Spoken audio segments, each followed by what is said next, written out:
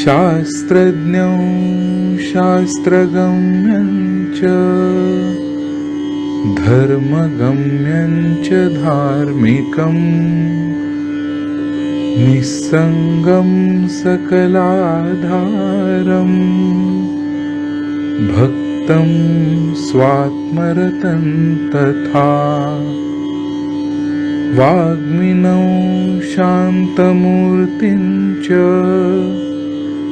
भक्तदुःखप्रणाशनम् योगिनं माधवानन्दं सोऽहं रूपं नमाम्यहम्।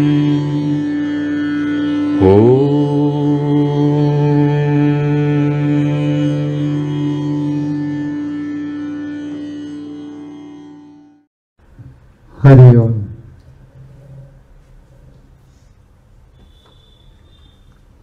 अखंड मूलदाकारं व्याप्तं येन चराचरं तत्पदं दर्शितं येन तस्मै श्री गुरवे नमः।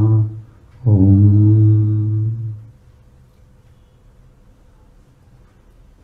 15वा अध्याय जर लहानपणापासून मुलांना शिकवलं जातं, 12वा आणि 15वा या कारण लहान आहे अध्याय, 20 श्लोकांचे।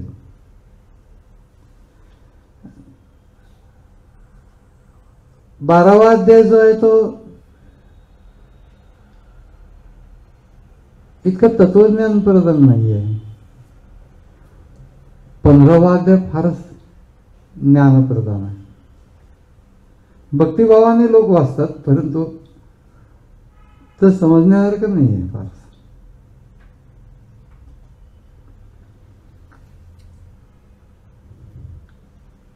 ऊर्ध्वमूलमधशाखम् अश्वत्थं प्राहुरव्ययम् छन्दांसि यस्य परिणामी यस्तं वेद स वेदवित्। इथपासून जे सुरुवात होते, ज्ञानेश्वरीचं जे नमन आहे 15व्या अध्यायाचं, सगळं गुरूंना वाहिलेलं आहे। आता हृदय हे आपुले चौफाळुनिया भले वरी बैसव पावले श्री गुरूंची। अप्रतिम आहे।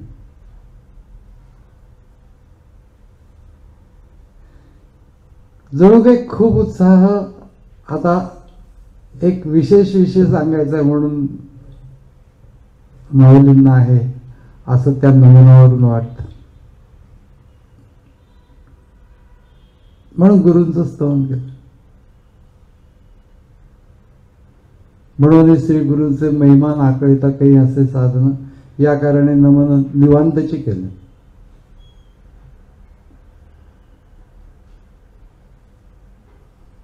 वर्णन कितीही केलं तरी ते वर्णन पूर्ण पडणार नाही, म्हणून निवांत नमन केलं। निवांत नमन केलं याचा अर्थ निशब्द अवस्था, मौन ज्याला म्हटलं जातं।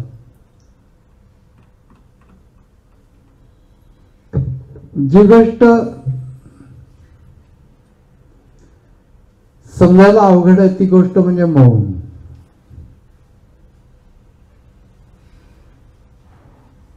कारण आपण समजून सुद्धा घेतो ते शब्दांनी समजून घेतो, विचार करतो तेव्हा आपण शब्दांनीच विचार करतो। त्यामुळे मौनाच्यावर व्याख्यान खूप देऊ शकतात चांगले लोक।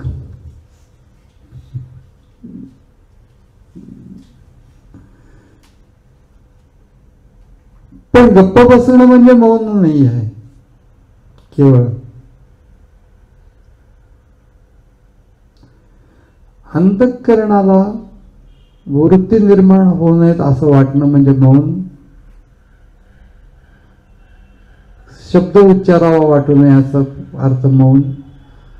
अशा अनेक प्रकाराने मौनाचं एक्सप्लेनेशन लोकांनी केलेलं आहे। पण ज्ञानेश्वर महाराजांनी केलेलं एक्सप्लेनेशन विलक्षण आहे. अधिष्ठान संगती. अधिष्ठान म्हणजे आपल्याच आतमध्ये असलेलं आत्मतत्व, ते अधिष्ठान. त्याच्याशी चित्ताची संगती झाल्यानंतर त्या चित्ताला जे बोलावं असं वाटत नाही त्याला नमन असं वाटतं.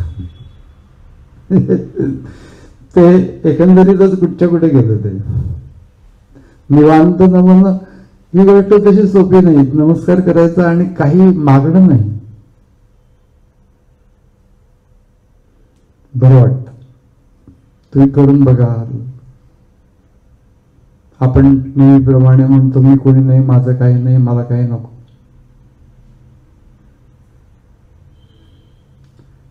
मला काही नको आहे म्हणणं फार डिफिकल्ट आहे. त्यामुळे मी कुणी नाही, माझं काही नाही इथपर्यंत आपण कसं कसं म्हणू शकतो. पण मला काही नको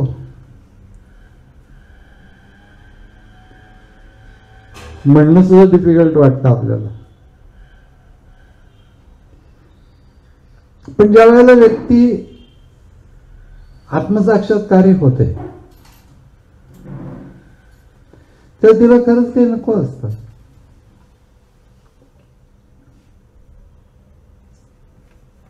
किंवा गुरूंच्या पाशी पोचल्यानंतर भाव इतका विलक्षण दाटून आलेला आहे. ज्ञानीच आहे, हा शिष्य पण ज्ञानीच आहे. म्हणून नमन निवांतची केलं. निवांत नमन करणं शांतपणाने. हे सगळं जरी ज्ञानप्रदान नाही जमलं तरी आपण दिवसातनं एकदा नमस्कार करावा निवांत. बरं वाटतं अंतःकरणाने. मी तुझा आहे एवढं म्हण. बाकी काही मागणं न मागणे म्हणजे जो संबंध जुळून येतो अंतःकरणाचा चित्ताचा चैतन्याशी, त्याचा एक अनुभव असतो. थोड्या वेळासाठी असतो तो. नमस्कार किती वेळ करणार आपण, पण त्या थोड्या वेळामध्ये आपण बरंच काय मिळून जातो. हे ज्ञानेश्वर महाराजांच्या ज्ञानेश्वरीचं सामर्थ्य आहे की एका ओवीमध्ये एक एक गोष्ट सांगावं लागली की निवांत नमन कर बरं.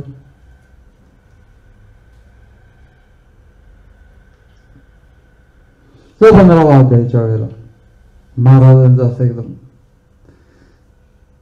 वसंत ऋतूमध्ये सगळे झाडं फुलावेत, सृष्टीला बहर यावा, तशा प्रकारे 15व्या अध्यायामध्ये ज्ञानेश्वर महाराजांच्या वाङ्मय सौंदर्याला बहर आला.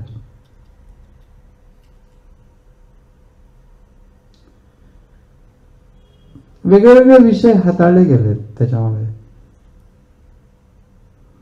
जी गोष्ट पहिल्या ओळीमध्ये सांगितली स्वसंवेद्य आत्मरूपा. संवित म्हणजे अस्तित्वाची जाणीव आणि स्वसंवित म्हणजे स्वच्या अस्तित्वाची जाणीव. स्वच्या अस्तित्वाची जाणीव धरून जो राहील त्याला जो वेद्य होतो म्हणजे जाणला जातो. स्वसंवित म्हणजे स्वतःच्या अस्तित्वाच्या जाणीवेने जो वेद्य होतो तो स्वसंवेद्य. म्हणजे त्या सगळी प्रक्रिया आहे. बी विथ सेल्फ.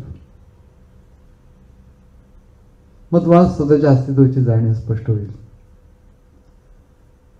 आणि जे तुम्हाला समजेल तत्व देवा तुची गणेश, हेच ते सगुण जे तुम्ही पूजन करत असता, देव म्हणत असता, ते तेच तत्व आहे. पण त्याचं मूळ तत्व स्वसंवेद्य आत्मरूप.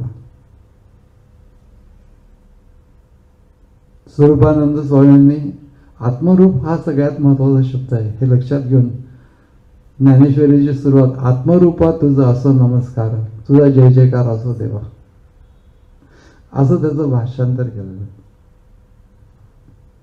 म्हणून अभंग ज्ञानेश्वरी ज्ञानेश्वरी दोन्ही बघाव्यात. अभंग ज्ञानेश्वरी शिवाय ज्ञानेश्वरी कळणार नाही आता, कारण गीता कळत नाही म्हणून ज्ञानेश्वरी. ज्ञानेश्वरी शक्यच नाही आता, म्हणजे इतके दिवस होऊन गेलेले, ती भाषा जुनी झाली. अभंग ज्ञानेश्वरी, हा जो 15वा अध्याय आहे याच्यामध्ये सर्वस्य चहा हृदय सन्निविष्ट, स्वामी नेहमी गमतीने म्हणायचे की हा चहा सगळ्यांच्या हृदयाला व्यापून राहिला, सर्वस्य चहा. आणि त्यात कुठेतरी सांगितलं मला की स्टोअर केलेला सन्निविष्ट.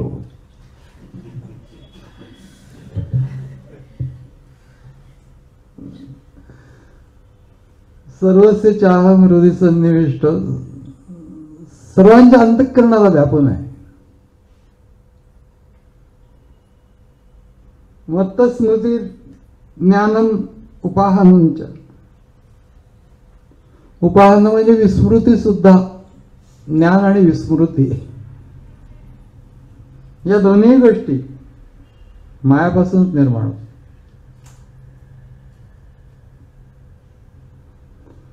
सगळंच काही परमात्म्यापासून निर्माण होतं, परमेश्वरापासून निर्माण होतं. तर ज्ञान त्याच्यापासून, विस्मृती ज्ञानाबद्दलची ती पण त्यापासून. खूप मोठा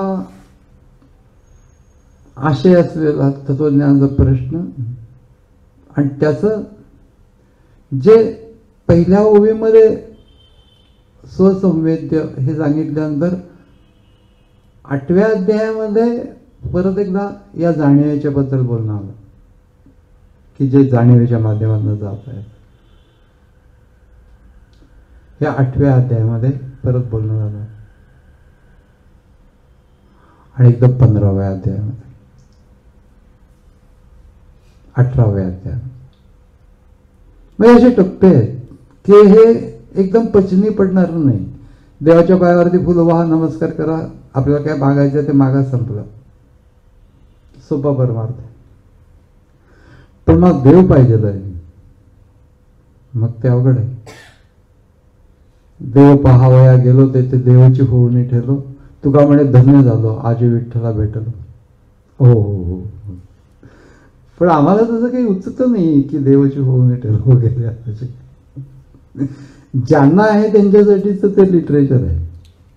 आपला भाव जिथं असेल, आपला भाव जसा असेल तसा धरून राहावं.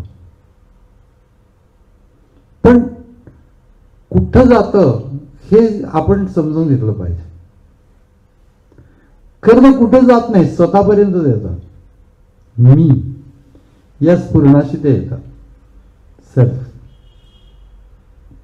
त्याच्यातून जे तत्व स्वमध्ये आहे तेच तत्व विश्वात व्यापून आहे. अशा प्रकारचं ज्ञान योगाने प्राप्त होतं. त्याच्यासाठी हा अध्याय आहे 15वा, जो ज्ञानप्रधान आहे वस्तुदा, पण मोठ्या भक्तिभावाने म्हटला जातो आणि तो काहीही कळत नाही जवळपास. महत्वाचं म्हणजे ते 3 पुरुष सांगितले: क्षरपुरुष, अक्षर पुरुष, उत्तम पुरुष. तेच नाव दिलं अध्यायाला, पुरुषोत्तम योग. उत्तम पुरुषाचा अर्थ तो क्षरही नाही, अक्षरही नाही, या उपाधींनी तो युक्त नाही.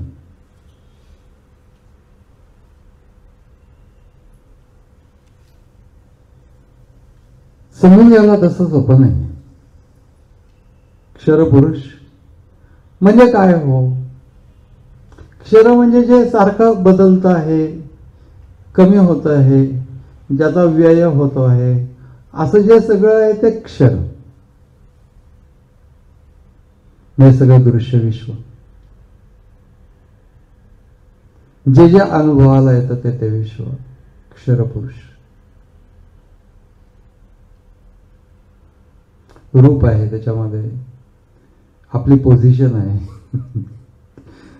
आपलं शरीर आहे, आपले संबंध आहेत, असं जे सगळं बदलत आहे. म्हणजे ते वाईट असं काही म्हणायचं नाही, पण ते बदलत आहे. पण हे जे बदलत आहे त्याला न बदलणारं एक तत्व आहे की ज्याच्यावर हे बदलणारं तत्व चालतं.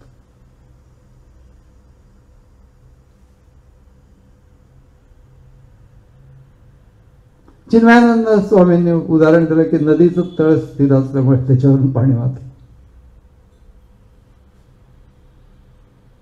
की रस्ते जर का रस्ता जो आहे तो स्थिर आहे म्हणून त्याच्यावरून चालणं.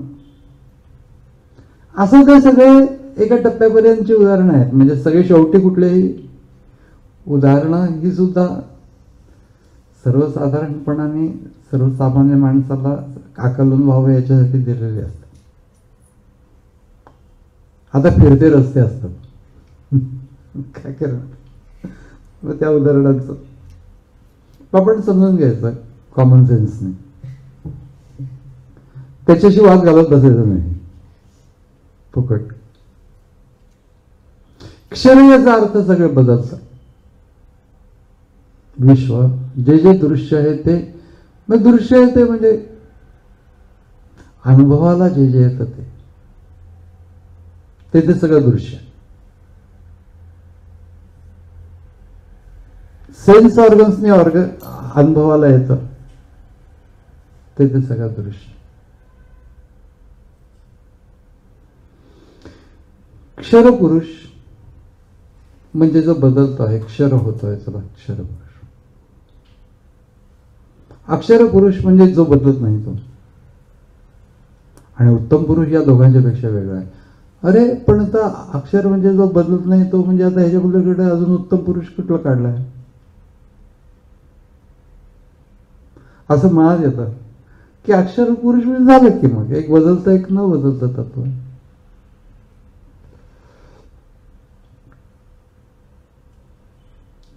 थोडीशीच कळ काढून समजून घ्यायला पाहिजे, नाही तर ते सगळ्या अध्यायाचं पर्पज डिफीट होतं.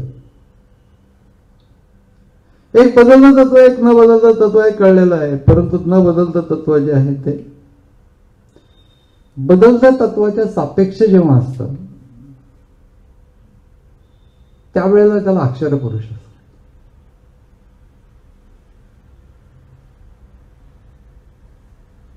आणि ह्या सगळ्या गोष्टीशी संबंधित नाहीये हे ज्या वेळेला कळतं त्यावेळेला त्याला उत्तम पुरुष. सोपं उदाहरण म्हणजे चंद्राचं आहे. चंद्रावरून सगळे ढग चाललेले आहेत, जोरात चाललेले आहेत. अलीकडच्या काळामध्ये तर दिसतं आपल्याला चंद्र, त्याच्यावरून ढग जोरात चाललेले आहेत.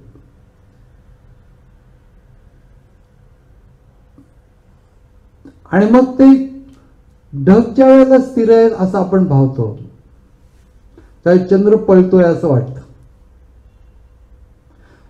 चंद्र किती पळतोय चंद्र पळतच नाही, ढग आहेत, ते ढग जात आहेत. रिलेटिव्हिटीने आपल्याला असं वाटतं चंद्र पळतो. चंद्र पळत नाही, चंद्र स्थिर आहे आणि ढग पळत आहेत.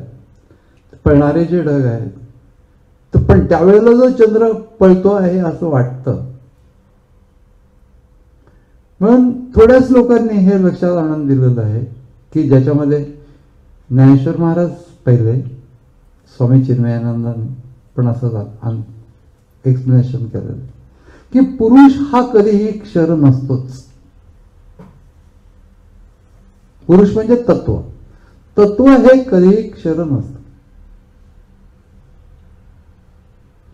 पण जेव्हा आम्ही क्षर उपाधीमधनं त्याकडे बघतो, क्षर उपाधी म्हणजे आमचे सेन्सेस,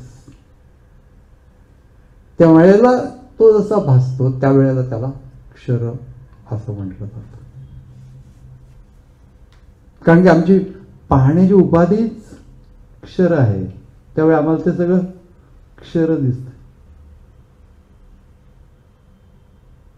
म्हणून क्षर उपाधीमधनं पाहिल्यानंतर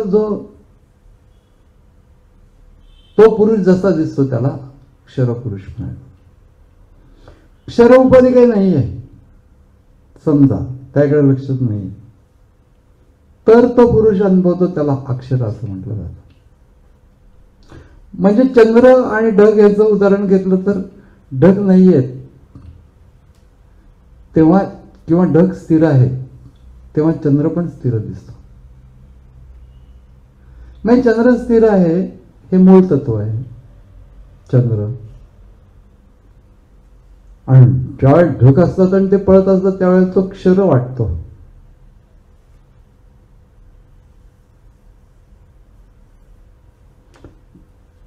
आणि ज्यावेळेस ढग शांत असतात त्यावेळेस तो स्थिर वाटतो. पण जेव्हा असं कळतं की चंद्राशी ढगांचा काही संबंध नाही, चंद्र हा स्वतंत्रच आहे, उत्तम पुरुष. मग तत्वाचा क्षर अक्षर उपाधीशी काही संबंध नसून तत्व हे तत्व आहे अशा प्रकारचं जे त्याला जाणणं त्याला उत्तम पुरुष असं म्हटलं जातं.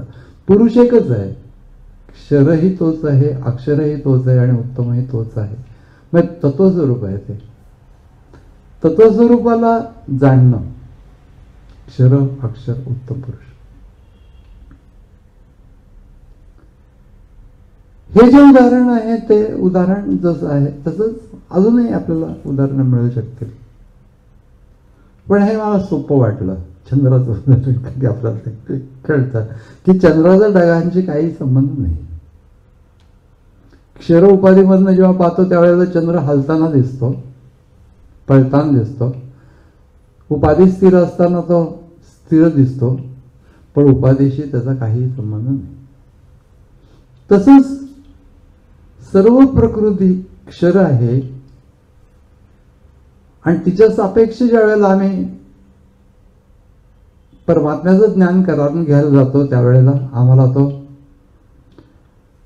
तो कधी कधी रागवणारा आहे, तो कधी कधी क्रोधित होणारा आहे, तो शाप देतो, अमक तमक काय काय काय काय काय काय काय काय हे सगळे प्रकृतीच्या गोष्टी आहेत त्या परमात्म्यावरती लादल्या जातात.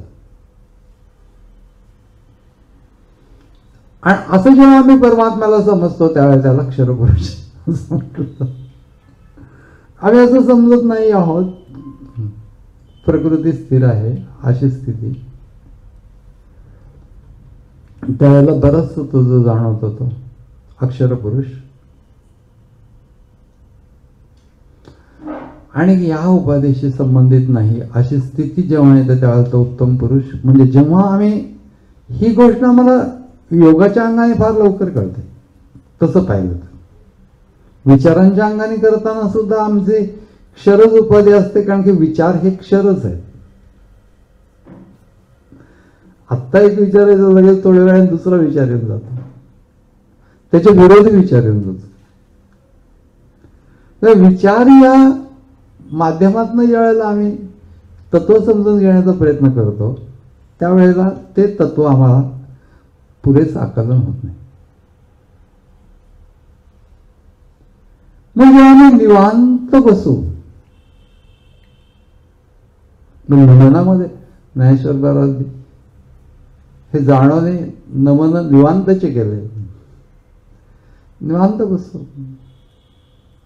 सुरुवातीला वृत्ती येतील काय जातील, मस्तकामध्ये लक्ष केंद्रित करणं, फोकस्ड असणं, या सगळ्या योग प्रक्रिया आहेत.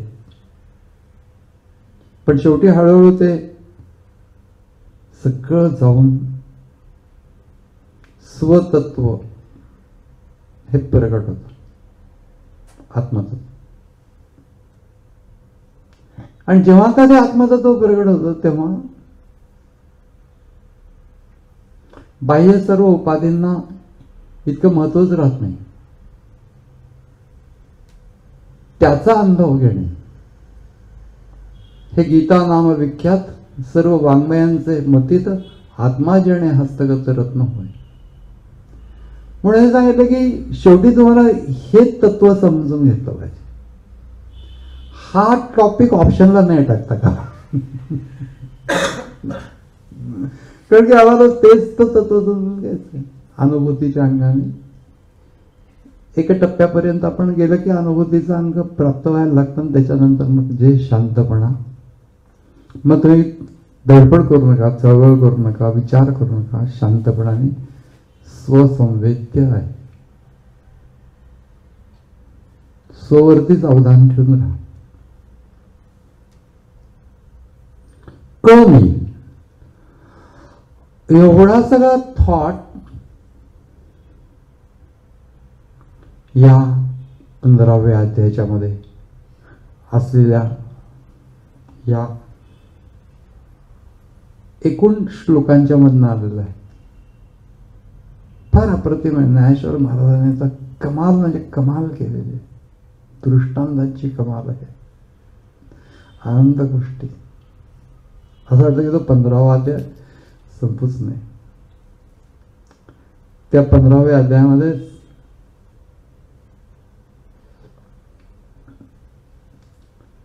सर्व काही गोष्टीचं तत्वज्ञान पूर्णपणाने सांगून दिलेलं आहे. सर्व प्रकारचं तत्वज्ञान. म्हणून इतकं प्रेम सर्व संत मंडळींचं 15व्या अध्यायावरती असण्याचं कारण हे आहे. जाताना काय होतं माणसाचं वगैरे सगळं त्याच्यामध्ये आहे. पण ते जरी आपल्याला एवढा आता उत्सुकतेचा विषय नाही तरी त्या त्या गोष्टी सगळ्या सांगितल्या गेलेल्या आहेत. यो माम एवं असंमूढो जानाति पुरुषोत्तमम. अशा रीतीने जो मला जाणून बसतो, पुरुषोत्तम असं समजून बसतो, स सर्वविद भजति माम सर्व भावेन भारत. इति गुह्यतमं शास्त्रम इदमुक्तम मया नघ एतत् बुद्ध्वा बुद्धिमान स्यात् कृतकृत्यश्च भारत. कृतकृत्य हो असं शेवटी भगवान म्हणतात की हे जाणून घे आणि कृतकृत्य हो. प्रत्येक अध्यायाचा स्वतंत्र अभ्यास आस्वादन तर आहेच आहे. ज्ञानेश्वरीच्या अंगाने निर्णय लोकांनी केलेलं आहे ते आस्वादन आहे. पण स्वतंत्र अभ्यास आहे या प्रत्येक अध्यायाचा. त्याला प्रत्येकाला स्वतःचं एक वेगळं व्यक्तिमत्व आहे. प्रत्येक अध्यायाला इतकंच काय तर प्रत्येक श्लोकाला स्वतःचं व्यक्तिमत्व आहे. ते शब्द सुद्धा इतके अप्रतिम आहेत. पद, श्लोक, अध्याय या सर्वांची मांडणी इतकी अप्रतिम आहे. आणि त्याच्यावर ज्ञानेश्वरी कल्पनेच्या बाहेर सौंदर्य, त्याच्यात काही शंकाच नाही. ज्ञानेश्वरीतनं सुद्धा श्लोक आम्हाला संस्कृत येत नसलं तर कळून जाईल असं ज्ञानेश्वरांना सांगायचं होतं की नुसते ज्ञानेश्वरीच्या ओव्यांमधनं समजून जाईल. त्याच्यावर त्यांनी एक ओवी लिहिली. गुंफली ना मोकळी उणी न होती परिमळी. मोगऱ्याची फुलं आहेत.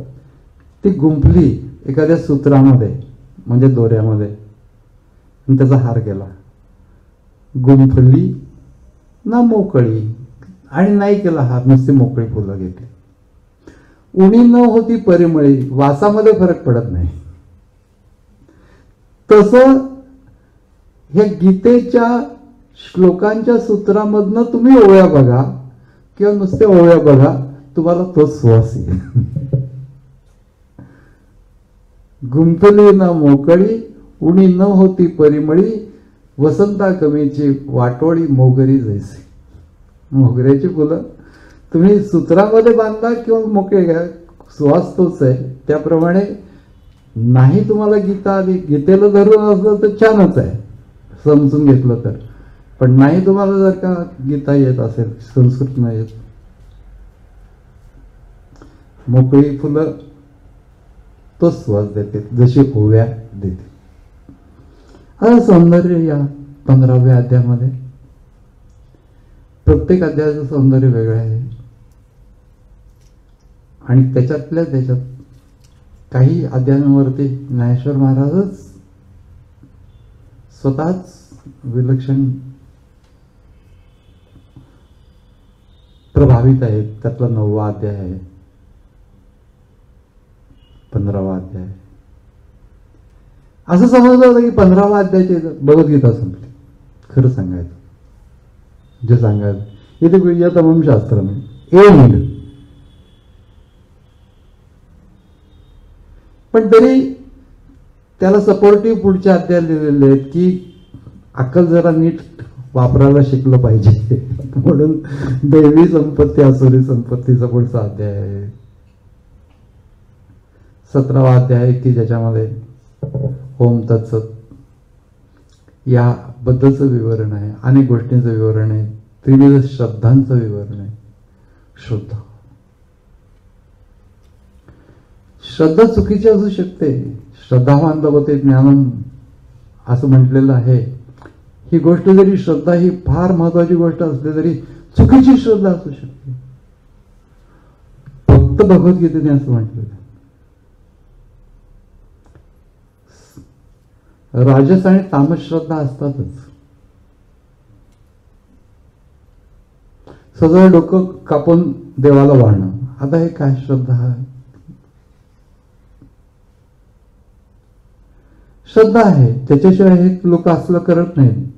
पण तामस श्रद्धा समजली जाते. राजस श्रद्धा सात्विक श्रद्धा. सात्विक श्रद्धा धरून पुढे जात आहेत. आणि मग त्या श्रद्धाला श्रद्धावान लभते ज्ञान असं आहे. श्रद्धा ही भावनात्मक गोष्ट जरी असली तरी ती ज्ञानाकडे जाणारी, ज्ञानाकडे नेणारी. मग या सर्व गोष्टी असा बेस त्या तत्वज्ञानाचा अप्रतिम रीतीने 15व्या अध्यायामध्ये खरं तर कन्क्लूडच झाली असते गीता तिथे. परंतु महाराजांना असं वाटलं की, आणि मग 18वा अध्याय एकाध्यायी गीता म्हणून परत प्रस्तुत झाली सगळी गीता. पण 15वा अध्याय हा स्पेशल आहे, ज्याच्यातले हे श्लोक आज आपण म्हटले. प्रवचन जर का करायचं झालं तर कशावर करावं, तर त्यातले काही काही विषय आहेत. 15वा अध्याय हा फार सुंदर आहे. 11वा अध्याय, 15वा अध्याय, म्हणजे त्याच्यातले जे सौंदर्य, ज्ञानेश्वरीचं सौंदर्य, भगवद्गीतेचं सौंदर्य, हे दोन्ही गोष्टी, 9वा अध्याय वगैरे, जरूर हे सगळे अध्याय अभ्यासले पाहिजेत. 9व्या अध्यायापासून विशेष अध्याय सुरू होतो. 10व्या अध्यायामध्ये सगळ्या अध्यायांचं वर्णन करताना अगोदरच्या आढावा घेतलाय मदनांना गीतेने, अगोदर काय झालं त्याचा. तसा 9व्या अध्यायाच्या वेळेला घेतला, 10व्या अध्यायाच्या वेळेला घेतला. तर त्यावेळेला त्यांनी असं म्हटलं की ही गोष्ट शक्यच नाही. ऐसे हे अध्याय गीतेचे, गुळ साखर माले याचे. गुळ, साखर आणि काकवी बांधे तरी एकाच रसाचे. तिघांचे बांधे एकाच रसाचे आहेत. गुळ साखर माले याचे बांधे तरी एकाच रसाचे, तरी स्वाद गोडी याचे आन आन जैसे. स्वाद आणि गोडी मात्र वेगळे वेगळे आहे. तैसे हे अध्याय गीतेचे, तरी अनुवाच्य पण नवमीचे. जे अनुवादलो हे तुमचे सामर्थ्य प्रभू. असं ज्या अध्यायांच्या बद्दल मोठ्या कौतुकाने ज्ञानेश्वर महाराजांनी प्रतिपादन केलंय त्यातला हा 15वा अध्याय आहे. जरूर अभ्यास करायला पाहिजे. पुढचा भाग.